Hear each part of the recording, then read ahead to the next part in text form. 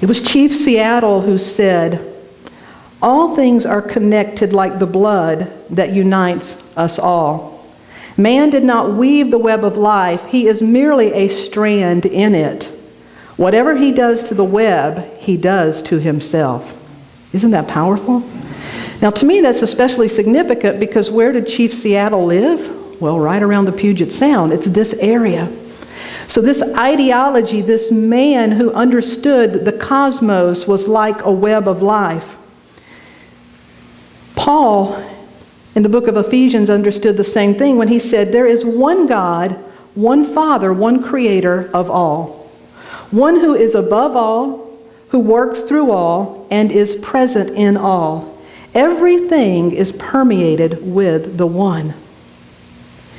In Hawaii, when I lived in Hawaii, the local Hawaiians call themselves Kama'aina. If you go to Hawaii, you've probably heard the term Kama'aina. If you live there, you know what it means because if you're a local and you have a local Hawaiian driver's license, you get a Kama'aina discount in many restaurants. So I saved my Hawaiian driver's license for when I go back. But Kama'aina doesn't mean local, it means children of the land. And the Hawaiians actually consider all creatures Kama'aina. Because in Hawaii, there's an understood, among the Hawaiian culture, there's an understood ideology that is an inseparable association. That all of creation is sharing in an inseparable association. The Upanishads say the truth is that you are always united with the Lord, but that you must know this. And so we talk about this and we explore this in some fashion almost every Sunday. And really that's the point of our life, of our spiritual journey. We know that we're connected to the one. We know that we share in one life and that we're connected to one another. But do you ever feel isolated, separated, frustrated, defensive? Anybody else? Yeah, of course we do. And so it's one thing to know it, it's another thing to live it. So the web technology can mirror something back to us that can absolutely help us remember this day to day, minute to minute, conversation to conversation. God, everywhere, everything connected. And what does that mean to us? Well, the first thing that the web, that this technology mirrors back to us is that you must physically have a connection. I remember reading years ago a funny story of a person who worked for tech support, and they were on a phone with a woman who called and said, "My computer will not work." And so the tech person, they talked and they went through, try this, try this, try this, try this, try this, and this, and this, and her computer is still not working. She goes and gets her husband, and they're talking to the tech support person. It's still not working. And finally the person said, "Well, go around the back of your computer. I want you to trace your cables again." And she said, "Well, hold on just a minute. I need to put my flashlight down." And the tech support person said, "Your flashlight? Why are you holding a flashlight?" And she said, "Lord have mercy, the electricity's been out here since lunchtime."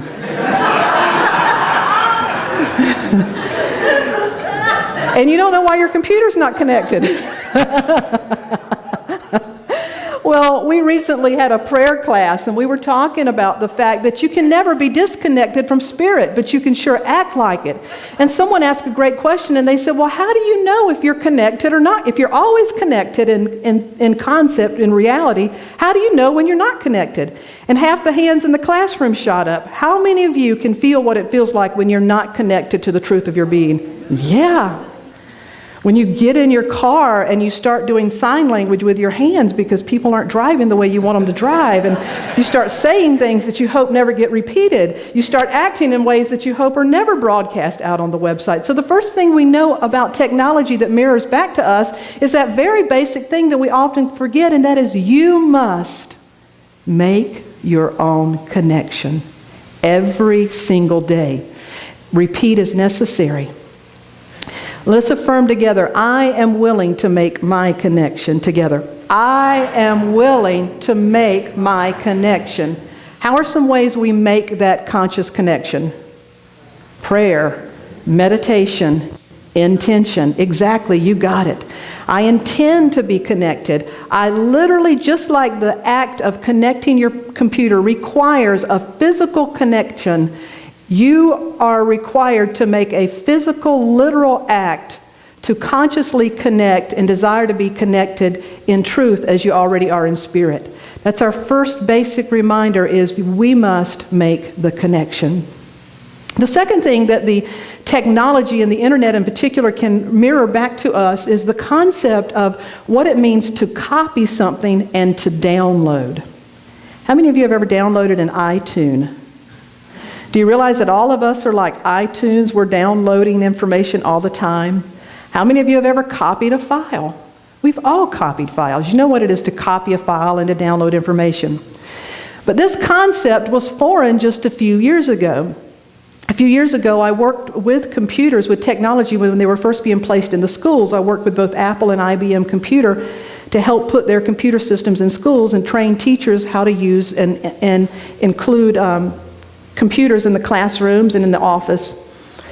And so at that particular time, when you set up a computer, the programs were on these things called 5 1/4 inch floppy disk. You remember those big floppy things?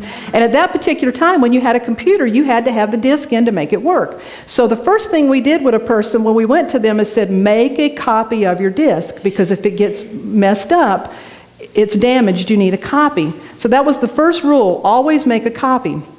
Well, I got a call one day from a classroom teacher who said, my original copy is apparently messed up and we're really dependent on this program. Can you help me? And so the first thing I asked was, did you make a copy? She said, yes, I made a copy. Great, I'll come out and I'll help you. So I went out to her classroom, and sure enough, the original had been damaged. It wouldn't work. And I said, so where is your copy? So she handed me this piece of paper. I am not kidding you. It was a Xerox copy. At that point, I said, you have indeed got a problem. Now, the concept of copying has taken on a whole new form. You cannot copy it and have this piece of paper and it mean anything. You need a live, living, working copy. When Jesus said, do you not know that you are the image and the likeness, you are the vessel of God, he was saying, you are a live, activated, working copy. It's the Holy Spirit in your life, it's the activity of God that will help you download the fullness of your potential so you can live it out loud. That concept of copying and download, we download stuff all the time. Everything in our mind basically has been downloaded. The question is, what are we reflecting? Am I showing up as a copy that's got a lot of viruses, that is self-sabotaging, that is running some sort of program that I would not like to run? Anybody else have any old tapes in your head? Of course you do. Of course you do. We have the capacity to download every day and to realize that we are a walking copy of the divine. And just as the bandwidth is increasing and we can download greater and greater, more complex things in reality, that is mirroring back to us. You can download more of your potential and live it. It doesn't have to be an idea on a piece of paper. You were created to be that living copy of the truth of who you are, embodiment. How do we download? Perhaps one of the greatest masters of being able to download was none other than Thomas Edison. Thomas Edison in 1878 said, I shall discover and develop for the world a system of illumination that will completely eliminate our current requirement on oil for illumination. Now in 1878, we talked about Thomas Jefferson last week. When Thomas Edison said this in 1878, a number of people were trying to create a new method of illumination, but it was not working. And for several hundred attempts, one person said, but Thomas Edison, you have failed over 200 times. And he said, no, I have not. I have discovered over 200 ways that you cannot make electricity. At 84 years old when he died, he had 1,093 U.S. patents. He had downloaded so many brilliant ideas. To this day, no one has more patents in the United States than Thomas Edison from 1878. Now this is what's really interesting, and what most people don't know is Thomas Edison studied with a guru named Suzuki. He named the first lamp the Suzuki lamp after his meditation teacher.